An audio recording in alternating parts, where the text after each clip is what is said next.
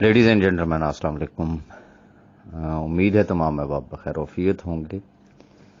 जैसा कि आपके इल्म में है कि मैं एक सीरीज़ की सूरत में गुज़श्ता 2 साल का हाल अहवाल आपके साथ शेयर कर रहा हूँ। मेरी 2 वीडियोस पे आज जावेद भाई का रिस्पांस सामने आया। वो कोई 10-11 मिनट का या पता नहीं कितने मिनट का एक तवील मैसेज है, जिसमें सारा जोर जो है वो गाली गलोच पे है और जो ज़मीनी हकायक हैं उसको बिल्कुल नज़रअंदाज करके बात की गई है। बहरहाल ये उनका अपना ज़र्फ है, उनका अपना ज़मीर है, उनका ख़मीर है। ना तो मैं उनका वो लबो लहजा इख्तियार कर सकता हूँ, ना मैं उस गाली गलोच पे उतर सकता हूँ, चूँकि गाली गलोच और ये सारा कुछ सिर्फ उस सूरत में होता है कि जब इंसान के पास लॉजिक ख़त्म हो जाती है। लॉजिक हो तो वही बात, आप हंसते हुए बड़े इज़्ज़त एहतराम प्यार मोहब्बत से भी किसी दूसरे को बहुत इज़्ज़त एहतराम से उसके घर तक छोड़ के आ सकते हैं। खैर, मैं जावेद भाई की खिदमत में सिर्फ एक गुजारिश करना चाहूँगा कि मुझे अंदाज़ा हो गया है जो चीज़ मैं जानना चाह रहा था।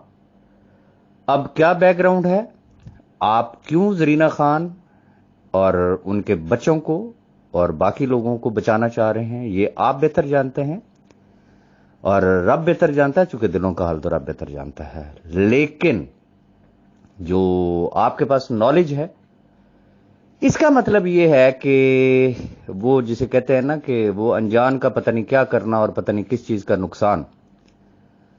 केस तो आप लड़ने जा रहे हैं, लेकिन केस की ABCD का भी आपको नहीं है पता। और अगर इस तरीके से आपने कानूनी जंग लड़नी है तो फिर मेरे इस मैसेज को रिकॉर्ड पे रखिएगा कि सैफ रहमान फिर बहुत पहले ही केस लड़ने से पहले ही केस जीत चुका है। ये जहन में रखिएगा कि कोर्ट के अंदर ग्रुपों के कोई मैसेजेस नहीं चलेंगे।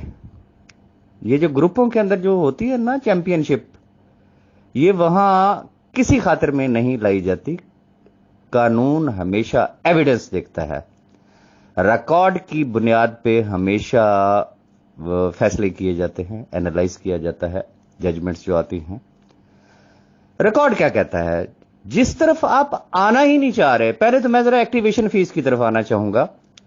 चले जाएं एक्टिवेशन फीस के दिनों की मेरी यूट्यूब पे ही, जो कि आपको यह लगता है ना कि राजा रियाज करोड़ों रुपए यूट्यूब से कमा रहा है, तो चलो कोई नहीं, कोई 1-8 करोड़ और कमा लेगा। जरा एक दफा वो वीडियोस उठा के देख ले एक्टिवेशन फीस वाले दिनों की, कि सबसे ज्यादा मुखालफत किसने की थी एक्टिवेशन फीस की, और फिर जो एक्टिवेशन फीस खत्म की गई थी वो किसके कहने पे की गई थी। आपके इस कहने से कि राजा रियाज ने एक्टिवेशन फीस लगवाई थी, तो मेरा ख्याल ये कि B4U की फैमिली को भी अंदाजा हो गया है कि पास्ट को तो छोड़ दें, ये बिल्कुल माजी करीब की चीजों का भी अगर आपको पता नहीं है तो फिर आपने केस खाक लड़ना है, खाक आपने लोगों को बताना है। दूसरी चीज, आप लाख कोशिश कर लें जरीना खान को बचाने की, आप लाख कोशिश कर लें उनके बच्चों को बचाने की, आप लाख कोशिश कर लें तौसीफ आमिर को बचाने की।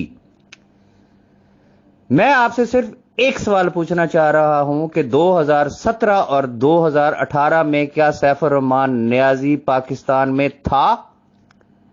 इसका जवाब जरूर दीजिएगा। नंबर 2, पाकिस्तान में जो सबसे पहली जो बिस्मिल्लाह हुई, जो बुनियाद रखी गई थी, वो किस कंपनी का अकाउंट खुला था और वो किसके नाम पे था, और वो उसका NTN किसके नाम पे था? आप तो नैब में बहुत ज्यादा जाते हैं, आपको तो हर ईची बीची का बड़ा डीपली पता है। आपने तो नैब रेफरेंस भी स्टडी किया होगा, आपने वो तमाम एविडेंसेस भी देखे होंगे। उसके बावजूद भी इस हद तक या तो फिर आप बिल्कुल लाइल्म हैं, आपको कख पता नहीं है, अन्य वाह आप चले जा रहे हैं। इस चीज को आप तस्लीम करें, या फिर आप इस चीज को तस्लीम करें कि आपको सब पता है फिर भी आप उन लोगों को बचाना चाह रहे हैं। तो मेरे भाई जरा रेफरेंस को पढ़े, उसकी एविडेंसेस को पढ़े कि वो किसके खिलाफ है। पाकिस्तान में B4U का सबसे पहला अकाउंट, जो कि B4U ट्रेडिंग के नाम पे था, 2017 में खुला। B4U का पहला NTN और पहला अकाउंट जो B4U ट्रेडिंग के नाम पे था, वो किसके नाम पे खुला था? वो जरीना भाभी के नाम पे खुला था, and that is on record. उस वक्त वो एक रजिस्टर के ऊपर उन्होंने ये काम शुरू किया था, जो FIA में गया था, जहां इत्तेफाक से जिसने 3 लाख दिए थे उसको उन्होंने 3 करोड़ किया था, जिसने 8 लाख दिए थे उन्होंने उसको 8 करोड़ कर दिया था, और सारी चीजें उनके अपने गले पड़ गई थी। इसका मतलब यह है कि आपको पता ही काका नहीं है। वो जो 2017-18 में जो पैसा आया था वो किसके बैंक अकाउंट में गया था, किसके अकाउंट्स में गया था? आप तो कहते हैं ना जिसको पैसे दिए उसको पकड़ो, तो फिर जरा थोड़ी सी आंखें खोल लें, या कहें कि भाई मैं जो बात मैंने आपको शुरू में गुजारिश की थी कि जावेद भाई आपका कंधा इस्तेमाल होगा, आपका कंधा इस्तेमाल हो रहा है, पता आपको कख का नहीं है कि लीगल स्टेटस है क्या, फाइल क्या बोल रही है, केस किस डायरेक्शन में जा रहा है। सैफुर रहमान न्याजी, उनकी फैमिली और तौसीफ आमिर का प्लान क्या है? आप उनके हाथों में सिर्फ खेल रहे हैं। माने इस बात को, कतई नजर इसके मैं नहीं कहता हूं कि आपने पैसे लिए या नहीं लिए।